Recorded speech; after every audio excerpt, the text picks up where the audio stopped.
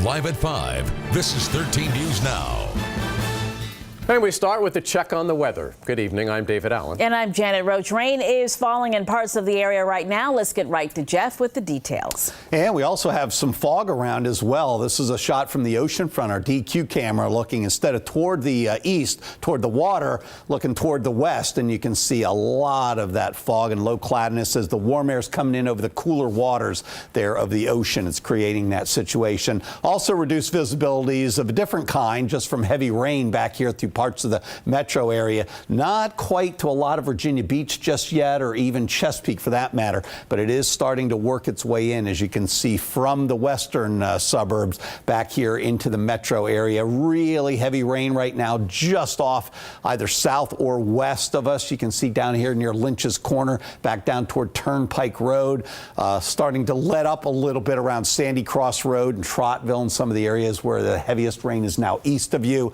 Right here around Nerney and Russell and back up here toward White Marsh Road. Very, very heavy rain occurring. That extends all the way up into Virginia, crosses the state line into Gloversville, Bennett Harbor, Bennett's Pasture Road, right near our Channel 13 what's that called? Tower.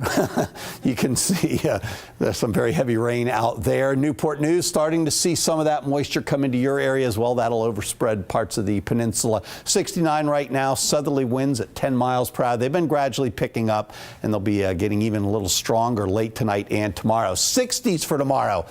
But there's a caveat there. That's actually at midnight tonight. That'll go down when we look back in history as a warm day for Saturday. It will not feel warm Saturday unless you're a late night party or out tonight, because 50s already by Saturday morning and 30s by tomorrow evening. And that doesn't include the wind chill. It'll feel like the 20s.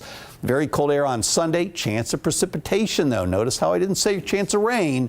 Chance of precipitation by Wednesday. We'll talk more about that as well coming up. All right, Jeff, thank you. We're starting to learn snow makeup plans for some school districts. Portsmouth only needs to make up 3 days because 2 were built into the calendar. The district will extend 3 early release days and add 8 minutes until the school day. Suffolk had 1 day built in, so it needs to make up 4 missed days. That will be done by extending early release days and taking back the President's Day holiday. So far, Newport News is changing January 29th to a school day for students, and those details are on 13newsnow.com. Right now, work is officially underway to improve one of the area's busiest traffic headaches, the Highrise Bridge in Chesapeake. Here's a live look right there at it from our traffic network. VDOT held a groundbreaking ceremony this morning to begin widening the bridge. 13 News Now reporter Megan Shin was there and joins us now live from Chesapeake. Megan? Well, David, Regina, as you can see, there's gridlock on this road right behind me. Even the traffic is moving pretty slowly. And the Secretary of Transportation says this is the largest project that they've had that could help release this gridlock on the south side of I-64. Now, phase 1 of this project does include a new bridge that'll be built behind me closer towards us, as well as expanding the road to ease a little bit of that congestion. 1, 2, 3. All right. In Chesapeake, it's a celebration about breaking ground to build to new heights. It's the official start of widening I-64 Southside, adding a new high-rise bridge. This high-rise project, which has long been on the wish list of the regional planners and leaders, is finally happening. Governor Terry McAuliffe says the soon-to-be bridge will sit more than 100 feet above the Elizabeth River, just south of the current bridge. That is going to look like a little miniature scale by the time we are done. He says this project is the result of many years of hard work, so it's fitting his last groundbreaking as governor is here. This is, for me, a bittersweet moment. We've had a great ride over the course of the last 4 years. Chesapeake Mayor Richard West, officials from around Hampton Roads, and the Secretary of Transportation all say this 9-mile design is an asset to drivers with lots of support. It's the story of communities working together. It's a game changer for the region. It's important. We're spending taxpayer money wisely, we're saving taxpayers money, and we're delivering a product. Design managers can now start building the project, funded with a $409 million award from the Commonwealth Transportation Board. It's quite a big bridge, and it's going to be exciting to build, and I think it'll be exciting for people to see it as it goes up. Stay with us here at 13 News Now at 6 o'clock. We'll tell you about what the governor has to say with the toll roads that will come with this expansion. Reporting live in Chesapeake, I'm Megan Shin, 13 News Now. Tonight, we've learned the name of a motorcyclist killed in a crash early this morning in the downtown tunnel. State police tell us Harold Olds died. We're told he lost control of the motorcycle while trying to avoid a stopped car in the right lane. Apparently, that driver had run out of gas. She's been identified as Melvisha Foster. She's charged tonight with improper stopping on the interstate.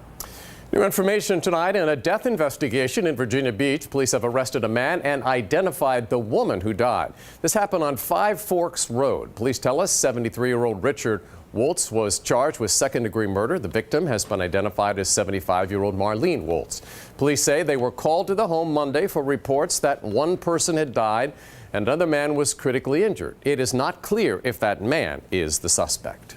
Tonight, police in Newport News are searching for whoever shot two people yesterday evening, killing one of them. Police tell us they were called to Terrytown Court around 6:30, where they found a man dead inside an apartment. He's been identified as Isaac Harris. Investigators say a 15-year-old was also shot in the leg and went to the hospital before first responders got there. He's expected to recover. If you know anything that can help police, call the crime line, 1-888-LOCK-YOU-UP. You might have heard your energy bill could go up after the recent snowstorm. That's because a lot of people used a lot of energy. But Dominion says it's more than that. It's got a lot to do with natural gas. The company said in a release earlier this week that severe constraints on the pipeline serving Virginia caused record spikes in the price of natural gas. 13 News Now reporter Jacqueline Lee spoke to Dominion Energy about the solution it's proposing tonight. Jacqueline? Well, David, the company is further reinforcing the need for the Atlantic Coast Pipeline. They're saying current pipelines simply cannot support demand, which is why those energy bills are going to be so high.